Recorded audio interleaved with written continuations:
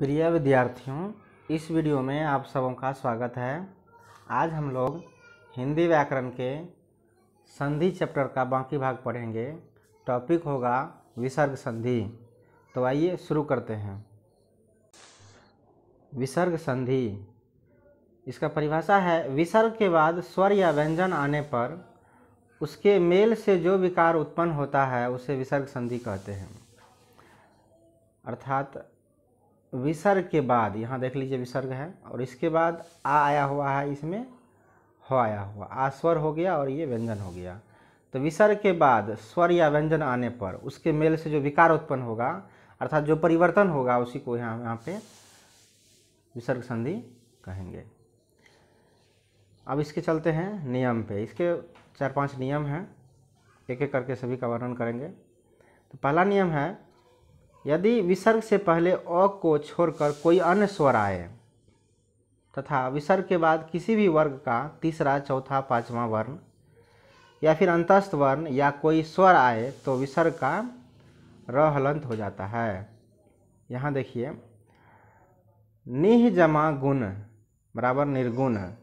यहाँ विसर्ग के पहले अ को छोड़कर कोई वर्ण, तो यहाँ विसर्ग को पहले जो है अ को छोड़कर क्या आया हुआ है, ह्रस्व ई आया हुआ है।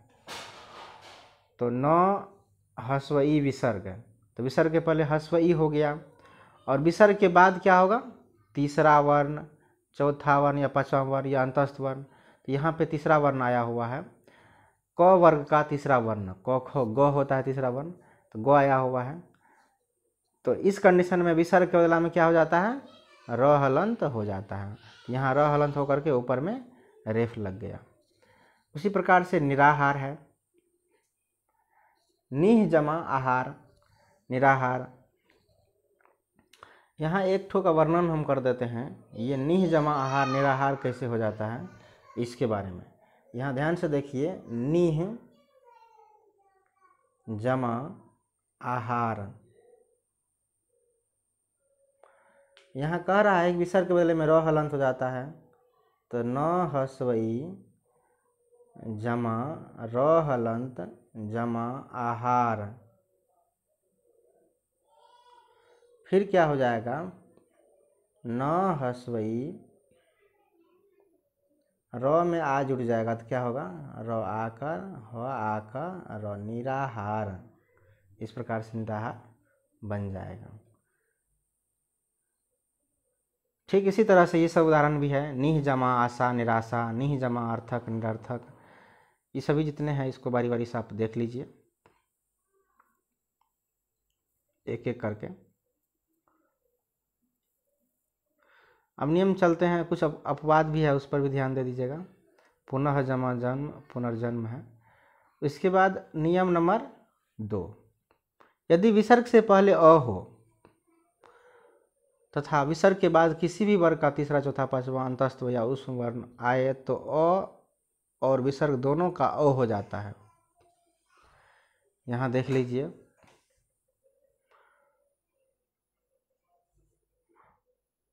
उदाहरण है, मनः जमा ज बराबर मनोज, सरह जमा ज बराबर सरोज, सरह जमा वर बराबर सरोवर। कहने का मतलब, यदि विसर्ग के पहले अ हो, विसर्ग के पहले अ है, यहाँ पे देख लीजिए, र है तो इसका वर्ण विच्छेद करेंगे तो र हलंत जमा अ आएगा। र को हम अलग अलग करेंगे तो र हलंत जमा अ आएगा। तो अ हुआ विसर्ग के पहले, विसर्ग के पहले अ हो और उसके बाद तीसरा, चौथा, पांचवा वर्ण या अंतस्थ वर्ण हो तो ज जो यहाँ पे है, च छ ज, च वर्ग का तीसरा वर्ण ज है। तो इस स्थिति में क्या हो जाता है, विसर्ग और विसर्ग दोनों के बदले अ हो जाता है। तो यहाँ पे दोनों के बदला में क्या हो जाएगा, अ हो जाएगा। तो स र औ ज, सरोज, यहाँ बन जाएगा। यहाँ ध्यान से देख लीजिए, सरह जमा ज बराबर सरोज जो बना हुआ है, तो यहाँ नियम कह रहा है स रह में जो विसर्ग है वह और इसके बाद जो आएगा वो दोनों के बदला में क्या हो जाता है, ओ हो जाता है। तो इसका बदला में क्या हो गया, स र फिर ओ यहाँ ज, तो क्या बन गया, सरोज हो गया। इसी प्रकार से आगे है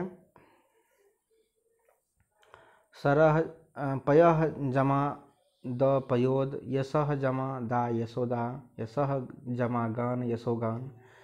इसी प्रकार से आगे है, एक एक करके देखिए। नियम नंबर 3, यदि विसर्ग के बाद च छ आए तो विसर्ग के स्थान पर तालब स हलंत, यदि ट ठ आए तो विसर्ग के स्थान पर मूर्धन्य स हलंत, और यदि त थ आए तो विसर्ग के स्थान पर दंत स हलंत हो जाता है। यहाँ ध्यान से देखिए, विसर्ग के बाद क्या आना चाहिए, च छ। यदि विसर्ग के बाद च छ आएगा तो विसर्ग के बाद यहाँ विसर्ग है और यहाँ च आया हुआ है, तो इसके बदला में क्या हो जाता है, उसके विसर्ग के स्थान पर क्या हो जाता है, तालब स हलंत। यहाँ देखिए न हस्वई, अब विसर्ग के बदला में क्या लग दिया, तालब स हलंत का आधा स होता है, यहाँ पर लिख दिया गया, निश्चल हो गया। उसी प्रकार से अगर तो आएगा तो विसर्ग के बाद अगर तो आएगा तो क्या हो जाता है, दंत स हलंत हो जाता है। तो यहाँ पर देखिए नमो नमो, यहाँ विसर्ग के बदला में आधा स, तो एक नमस्ते हो गया। तो इसी प्रकार से और आगे है, इसको देख लीजिए एक एक करके। नियम नंबर 4, यदि विसर्ग के बाद र हलंत वर्ण आए तो विसर्ग से पहले लघु मात्रा को दीर्घ मात्रा में बदल देते हैं तथा विसर्ग का लोप हो जाता है। देख लीजिए ध्यान से, यदि विसर्ग के बाद र हलंत आए, यहाँ विसर्ग है और इसके बाद र है, र हलंत प्लस अ होगा, करेंगे तो हो जाएगा र, तो क्या हो जाता है, नीह जमा रस है यहाँ पे, तो विसर्ग हट जाता है और विसर्ग के पहले की जो लघु मात्रा है वह दीर्घ मात्रा में बदल जाता है